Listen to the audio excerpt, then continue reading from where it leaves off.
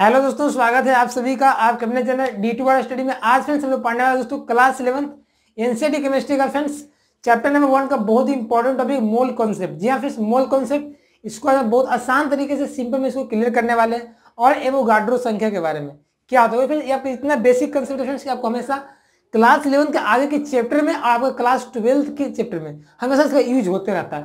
तो हम लोग को जानना बहुत जरूरी है, इसलिए हम लोग इसको समझने का प्रयास करते हैं। चलिए शुरुआत करते हैं आज के नए क्लास को। देखिए समझते हैं मोल कंसेप्ट। मोल कंसेप्ट होता क्या, आखिर मोल संकल्पना का जरूरत क्यों पड़ा? क्योंकि हर चीज का जरूरत पड़ता है तभी तुम लोग पढ़ते हैं, है ना।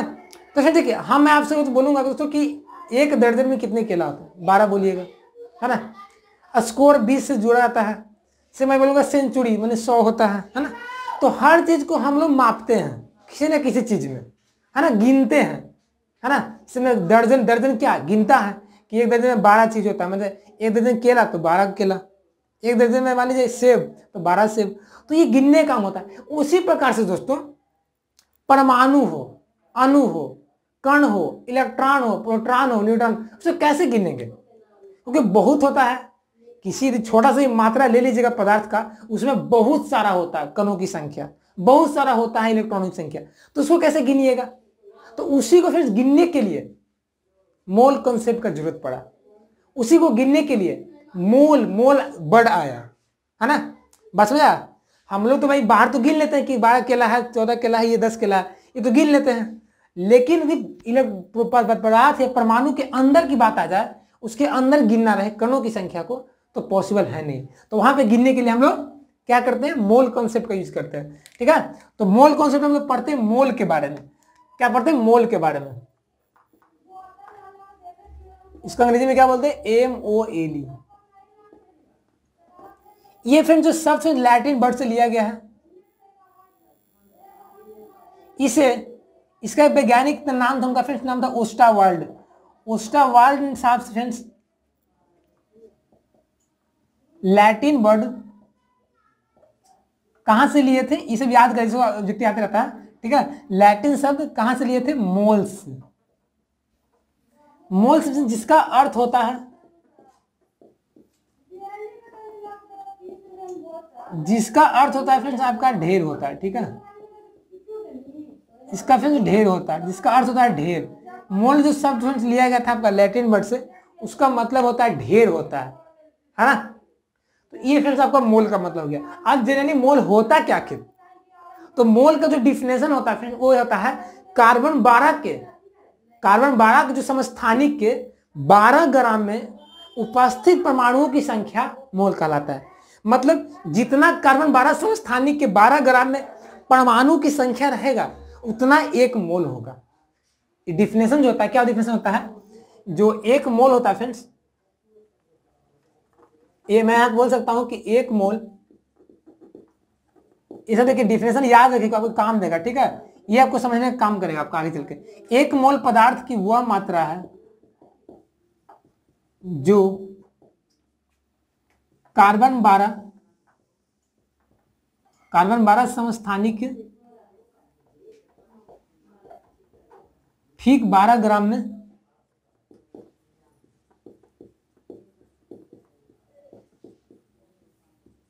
परमाणुओं की संख्या, यानी कि कार्बन 12 समस्थानिक के 12 ग्राम में जितना परमाणु होगा वो क्या कहलाएगा? एक मोल कहलाएगा।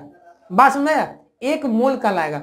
मोल हम लोग के लिए बहुत जरूरी है। मोल से हम लोग किसी पदार्थ को ग्राम को ग्राम में बाहर निकाल सकते हैं, परमाणु के बाहर निकाल सकते हैं, आयतन निकाल सकते हैं, कणों की संख्या निकाल सकते हैं। बहुत चीजें में जरूरी करता है हम लोग को मोल, है ना। मोल से हम लोग निकालते हैं। अब देखिए, अब इसका मतलब क्या हो दोस्तों? इसका मतलब फ्रेंड्स ये हुआ ना।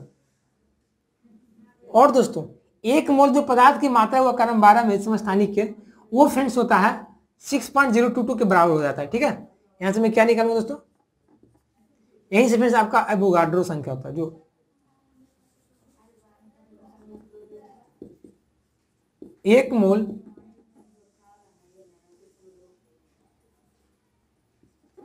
मोल में उपस्थित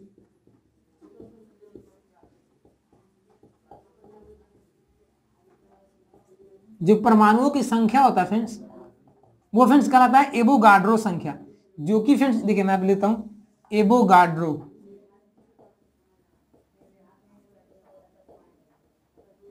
ये जो फ्रेंड्स होता है ना आपका 6.022 के बराबर होता है इंटू 10 के ऊपर। इसको फ्रेंड एन कहीं कहीं बोला जाता है, एवोगाड्रो नंबर इसी को बोला जाता है, ठीक है। ये आपका होता है। अब इस पढ़ने का फायदा क्या हुआ, बोलिएगा ना क्यों पढ़ने का फायदा हुआ। देखिए इसका पढ़ने का फायदा ये है फ्रेंड्स, आपसे कोई पूछ दे, आपसे फिर कोई पूछे कि एक ग्राम मान लीजिए, कोई बोला कि 1 मोल सोडियम में कितना परमाणु होगा, तो 1 मोल सोडियम आपको कितना होगा, इतना होगा, सीधे एवोगाड्रो संख्या है ना। अब मान लीजिए 1 ग्राम में बोला है, अब मान लीजिए 10 ग्राम सोडियम परमाणु में बोल देगा, क्या परमाणु की संख्या, मोलुक संख्या, तो आपका इतना ही हो जाएगा, ठीक है। तो ये आपको एवोगाड्रो संख्या बताता है, ठीक है। तो हम लोग यहाँ पे ऐसे लिख सकते हैं, देखिए। अच्छा मान लीजिए आपका ये किसी के लिए ले सकते हैं, जैसे मान लीजिए मैं 1 मोल किसी परमाणु के लिए लिया हूं ना, जैसे आप यहां से भी बोल सकते हैं कि 1 मोल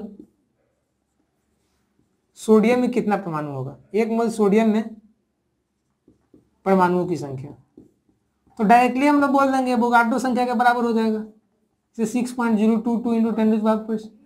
मान लिया कोई आपसे पूछेगा कि नहीं ये नहीं, मैं आपसे पूछेगा 1 मोल कार्बन डाइऑक्साइड में अणुओं की संख्या, तो 1 मोल कार्बन डाइऑक्साइड में अणुओं की संख्या कितना आ जाएगा आपका, टोटल 6.022 इंटू 10⁻23 के बराबर आ जाएगा। मान लीजिए आपका 1 मोल मान लीजिए मैं लेता हूं कुछ भी, क्या ले लूँ यहाँ पे, कोई आयन ले सकते हैं भी आप लोग, या मैं कोई मान लीजिए यहाँ पे लेता हूँ, तो क्या यहाँ पे ले सकते हैं NaCl, ठोस है, तो इसका भी 0.62 आ जाएगा। ये इससे समझ में आ गया कि एक मोल क्या होता है। मोल जनरली बताता है दोस्तों कि कितना परमाणु होगा किसी में, है ना, कितने परमाणु की संख्या उसमें होंगे। तो आपका मोल से आपका परमाणु की संख्या निकालिए, अणु की संख्या निकालिए, कणों की संख्या भी निकाल सकते हैं आप लोग, है ना। ये चीज हम लोग मोल से निकालते हैं। तो समझा गया मोल क्या जनरली होता है। मोल एक तरह से क्या होता है, एक तो सिर्फ छोटे पदार्थ के अंदर कणों की संख्या, अणु की संख्या, परमाणु संख्या को बताने का काम करता है। क्योंकि बहुत सारा होता है तो गिनना तो पॉसिबल है नहीं, तो नहीं गिनने के लिए हम लोग मोल कॉन्सेप्ट का यूज करते हैं। ये तो छोटा मोटा आपका इंट्रोडक्शन हो गया समझने के लिए। अब मेन जो चीज बाकी हम लोग को वो समझने का प्रयास करते हैं, ठीक है। वो क्या है, हम लोग मोल कैसे निकालते हैं। ये तो 1 मोल था तो निकल गया। अब मान लीजिए बोले 12 ग्राम 13 ग्राम में कार्बन डाइऑक्साइड में मोल निकालो, तो वहां निकालना पड़ेगा ना, वहां तो निकालना पड़ेगा। तो वहां पे हम लोग निकालेंगे मोल फार्मूला का यूज करके, ठीक है। तो पहले इसको नोट कर लीजिए थोड़ा सा, ताकि हम लोग आगे बढ़े, उस फार्मूले से हम लोग मोलों को निकालना सीखते हैं, ठीक है, कि कैसे मोल निकालते हैं हम लोग।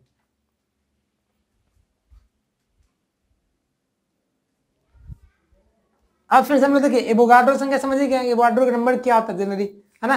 और एवोगाड्रो नंबर क्या होता है मैंने बताया ना अभी। देखिए अब इसके बाद हम लोग एवोगाड्रो नंबर का तो यूज होगा नहीं ज्यादा आपका, बस इसका न्यूमेरिकल वैल्यू का यूज होता है, ठीक है। अब हम लोग जो यूज करते हैं वो करते हैं जनरली मोल, कि मोलों की संख्या कैसे निकालते हैं, आपको हर चैप्टर में हर जगह यूज हो जाएगा, ठीक है। इनऑर्गेनिक हो या ऑर्गेनिक, ठीक है। पेरिटेबल में तो जो आपको खत्म कर दिया जाएगा आपका, उसमें तो है नहीं, आपका इनऑर्गेनिक में हो जाता है, ऑर्गेनिक में होता है, ठीक है। अब देखिए फ्रेंड्स इसमें क्या पढ़ते हैं, मोलों की संख्या निकालते हैं कैसे।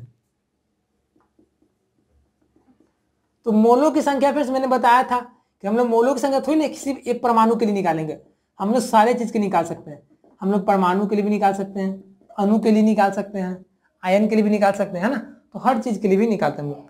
तो मोलों की संख्या निकालने का फिर सबसे इंपॉर्टेंट जो फॉर्मूला होता है, जो यूज ज्यादा यूज होता है, वो होता है फ्रेंड्स क्या, दिया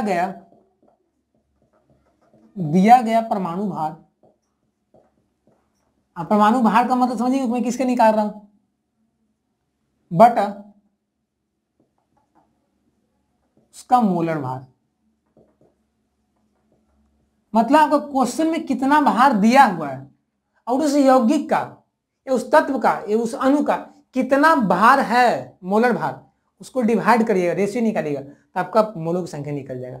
आप फॉर एग्जाम्पल जैसे मुझे कोई पूछ देगा, जैसे क्वेश्चन आपका दिया गया था, हमसे कोई पूछ देगा फ्रेंड्स ना कि 22 ग्राम CO2 में कितना मोल है, 22 ग्राम CO2 में मोलों की संख्या निकालें। मोलों की संख्या 22 ग्राम CO2 में मोलों की संख्या निकालें। तो फॉर्मूला यूज करते हैं, क्या फॉर्मूला होता है मोलों की संख्या का,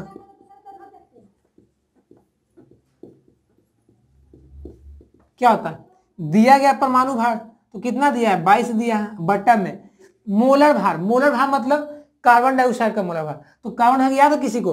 देखिए याद कर लीजिएगा, कार्बन डाइऑक्साइड का जो मोलर भार होता है तो कार्बन कितना होता है 12, ऑक्सीजन कितना होता है 16, तो 2 है ना, तो 16 दूनी 32, तो 32 से बड़ा कितना हो जाएगा 44, तो यहाँ पे क्या हो जाएगा 44 ग्राम हो जाएगा। तो 22/44 यानी कि 1/2 यानी कि 0.5 मोल आ जाएगा।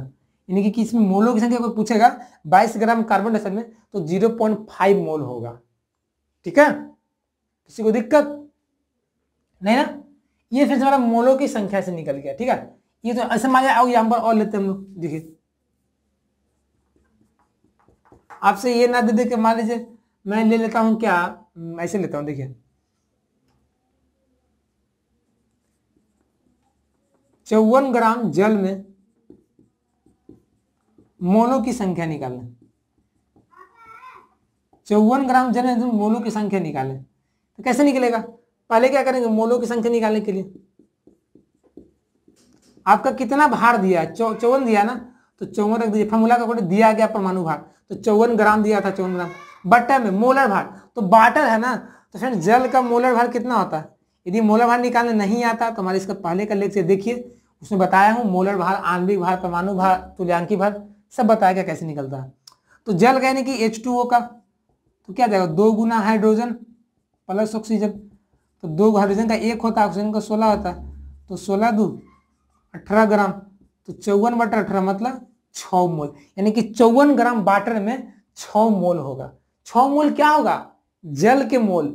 वाटर के कितने मोल्स होंगे 54 ग्राम वाटर में? 6 मोल हो गए। ये इससे आपको निकल गया मोलों की संख्या।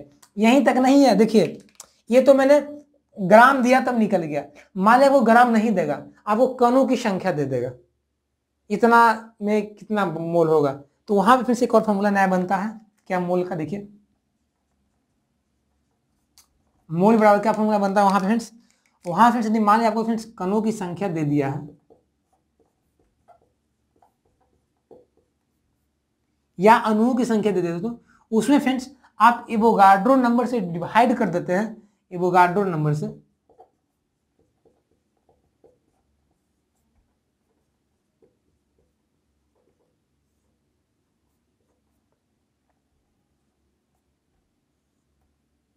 तो फ्रेंड्स हमारा क्या फ्रेंड्स आ जाएगा? वो मोल आ जाएगा, मोलों की संख्या आ जाएगा, है ना। जैसे मान लीजिए आपको बोल दिया कि सोडियम के 2 है, सोडियम के 2 अणु है, तो सोडियम के 2 अणु में कितने मोल होंगे? सीधा सवाल। तो सोडियम के 2 मतलब 2 बटा इतना कर दीजिए, उतना उसका मोल निकल जाएगा। तो ये आपका मोल निकालने का एक क्या होगा? आपका सेकेंड फॉर्मूला हो गया। ठीक है, जब कणों की संख्या का बात करें, इसका फ्रेंड्स फायदा यही फ्रेंड्स आप कणों की संख्या निकाल सकते हैं। यदि किसी ये कणु या अणुओं की संख्या बोल सकते हैं। कणों की संख्या देखिए यहाँ पे बस सिर्फ कणों की संख्या है, कणों की संख्या हो ये आपका,